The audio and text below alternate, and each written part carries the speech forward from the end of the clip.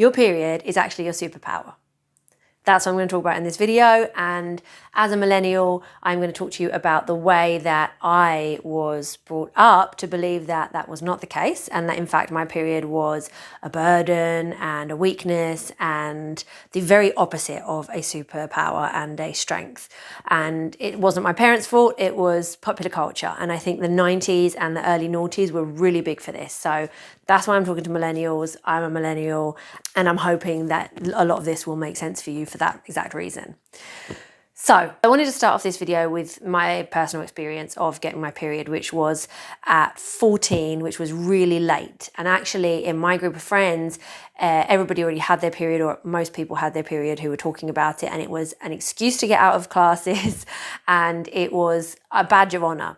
So although it was seen as something negative, and it definitely wasn't something that people were excited for, at the same time amongst girls, I went to an all-girls school, it was also a sign that you were growing up. And so I felt super young, and I didn't like the fact that I didn't have my period yet. So when I got it at 14, finally, I felt like I was in the gang, in the club. And I had previously pretended that I'd got it. I don't know if any of you did that either, and told my friends, pretended that I was going through it, just repeating things that I'd heard in popular culture and being very negative about it, even though I didn't already have it.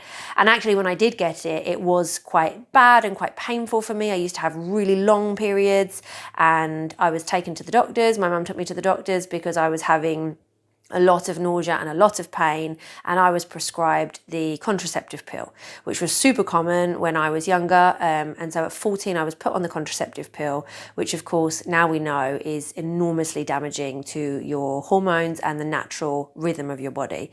But I didn't know that, and so I took on this kind of false cycle that the contraceptive pill gives you, and it helped with the pain, but I don't think that long term that was a good solution. And so I never was taught at school about my sex hormones or about hormonally, in fact, what was going on inside my body. That just was not a topic of conversation. I was taught that we have this period, and the only reason we have it is because we haven't had a baby. So you either have a baby or you have a period. It's something that a problem that we need to solve. So this is how we solve it, and they talked to us about sanitary products, and that was basically it. And I never studied it in biology, and really until I was an adult and until I came to study these things myself, that I learned how my body actually works. So in a way, I think that today's generations have got it much easier because it's really not taboo anymore to talk about periods, and understanding your body is definitely the way that things are going, and that's really positive. But if you are a millennial, or if you're new to your period and you don't know what's going on, then you should, and I'm hopefully going to help you with that in this video. So I didn't know this, but actually the movie that influenced loads of the 90s pop culture was called F.R.I.E.N.D.S. And I asked ChatGPT about this because I wasn't familiar with it. But basically, Carrie in this film gets her period and is completely humiliated and shamed for getting her period. And that was in 1976. So then that actually influenced a lot of what was made in the 1990s and the noughties. And so movies that I did watch that kind of contributed to this mindset for me included My Girl. Do you remember where Vada got her period and she was like screaming, saying that she was dying? There was just kind of this sense of panic about it. And then there were others like 10 Things I Hate About You, which I loved, by the way, Buffy the Vampire Slayer, 90210, Sabrina the Teenage Witch, that movie Mean Girls, and even as late as the movie Superbad. All of those mentioned or directly showed periods to be something that we should be embarrassed by, something that we should mock people for, something that we should hide, and definitely a problem that we need to find a way to solve. And I asked ChatGPT about the ads at the time because I don't remember them, but it's crazy the commercial ads that were going on for Tampax and tampons and sanitary products, and the way that these ads showed periods to be, again, embarrassing or humiliating. So first of all, they always showed periods with a little blue liquid. Like, why was it blue? Periods are red. I don't understand why they did that, but I guess that was kind of to make it seem more sanitary and make it seem more clean because periods are dirty. That was essentially the implication. And not only that, but it was always about how to hide it, how to hide that embarrassing moment, you know, when you'd gone out and you had bloodstains on your pants and everybody saw you, and how everybody would laugh at you if you didn't wear Tampax and cover that up, or how you couldn't participate in the sports and you couldn't do the really difficult things unless you had a tampon to protect you from your period. And also a lot about how your period was going to make you like antisocial, and you were going to be mean, and everybody was going to be scared of you, and you just became this monster because you had your period. This was 100% the messaging. There was no clarity about what was going on and when those things might be a little bit the case and when they might not, and why that was happening.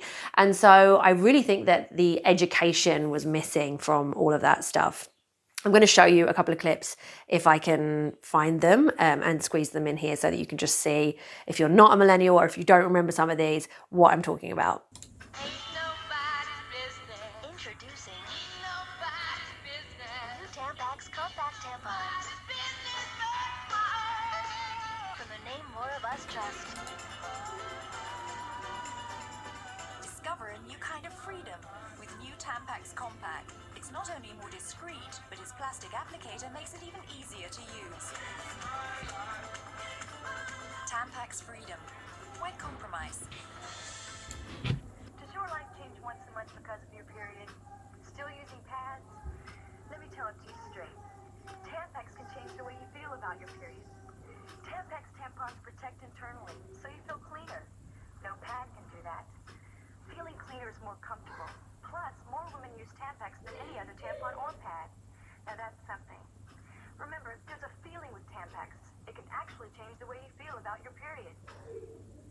So you start to build up this image of how periods were talked about. And so because I want to give you some education today, but I just want to do it in a really simple, understandable way, I am going to use Friends. If you are a millennial and you were not brought up on Friends, I don't know why. I don't know where you were living. It was 100% how I spent my time when I was young, and every single situation that happens in life has a relevant equivalent scene in Friends. So you can just spend your life quoting it, and I 100% have. So I hope that this resonates with somebody else. But I like to think of the three main hormones that you need to know about are your estrogen, your progesterone, and your testosterone.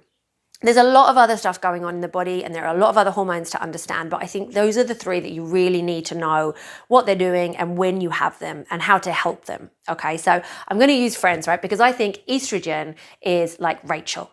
So if you think of estrogen as kind of beautiful, she makes you beautiful, she makes you outgoing, she makes you confident, she makes you likable, she makes you speak in a way that people want to listen, so charming. She makes you into Rachel. And you get a lot of Rachel towards the beginning of your period, but you have her throughout.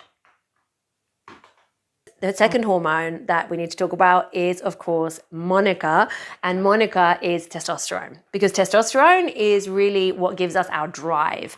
It gives us like that go. And you know, Monica, if there is a project, then she is just going to get it done, and that's testosterone. So when you have testosterone in your cycle, you are feeling like you can do anything, you're feeling strong, you're feeling driven, and that's Monica. Okay, so I want you to think about it a little bit like that. All right, she's super controlling as well, and I'm not sure that testosterone really makes you controlling, but it certainly makes you get stuff done.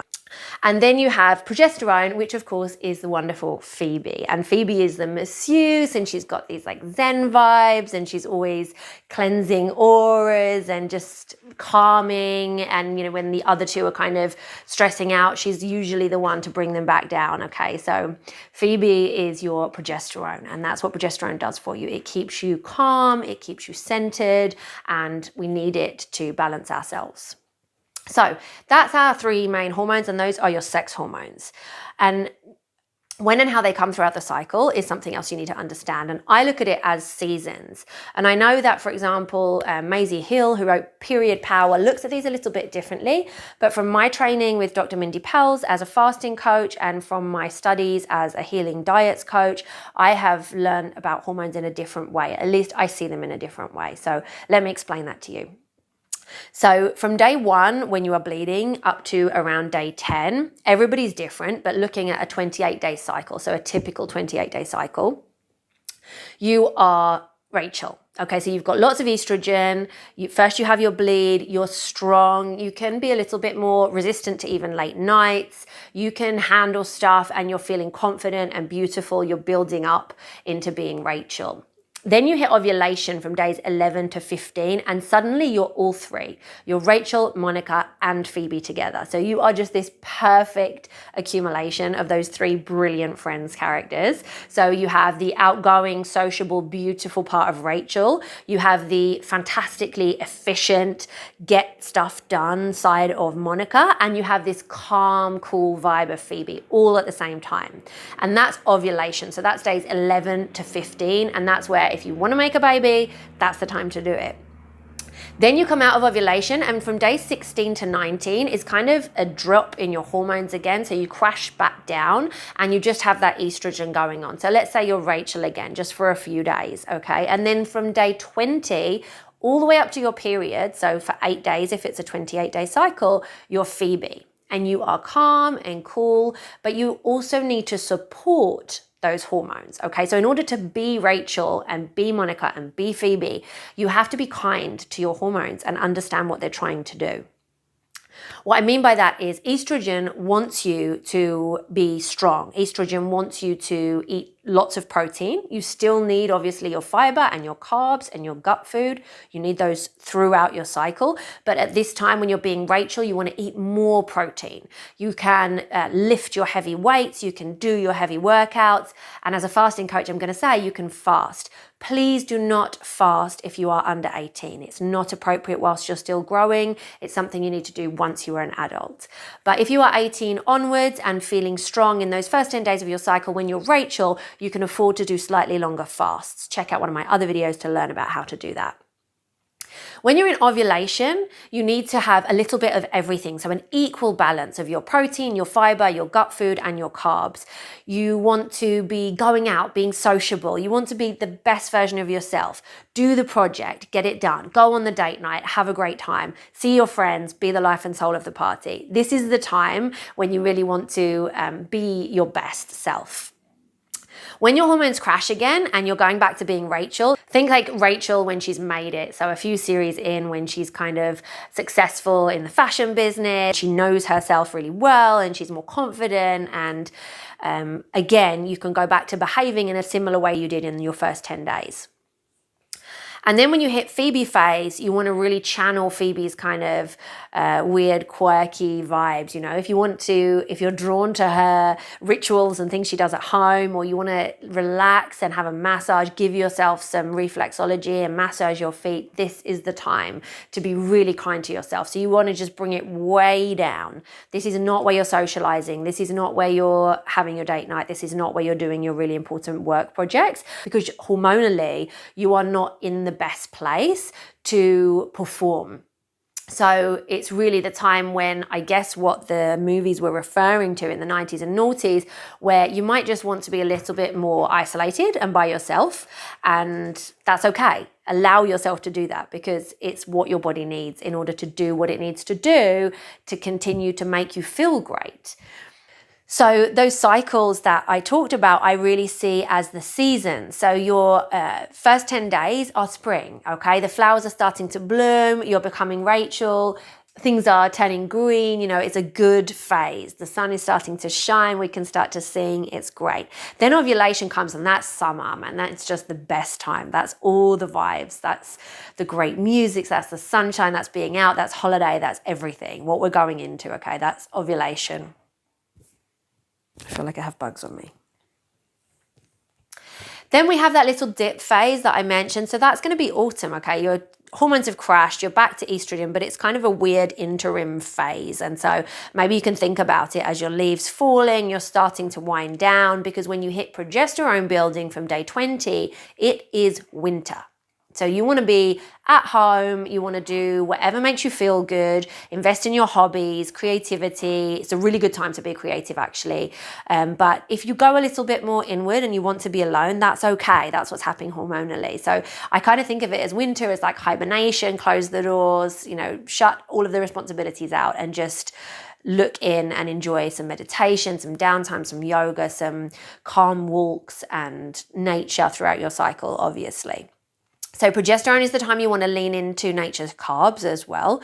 So if you want, you know, potatoes, sweet potatoes, even fruit like bananas and papaya and squashes. And if you're going to have bread and pizza and pasta, although they're not nature's carbs, this is the best time to have them because your body needs carbs. It needs the glucose in order to build the progesterone. So I don't want to be super sciencey with that, but I hope that the idea of the seasons moving from spring to summer to autumn to winter makes sense for you. And I hope that if you're a millennial or if you just enjoy Friends, that you can understand moving from your Rachel to your Monica to your Phoebe vibes. And I know that all of us are probably more Rachel, Monica, or Phoebe overall, and we all identify more with one of those characters, but we can also see kind of the pieces of us in each of them, especially if you're somebody who's enjoyed Friends over the years and get to know them as if they were your friends. Your periods are not just about having babies. That is one of the many, many things that your periods are there for. So although our bodies are incredible and fertility is a beautiful, female-only, incredible function to be proud of, our periods and our hormonal cycle, our whole cycle, is about making us what we are.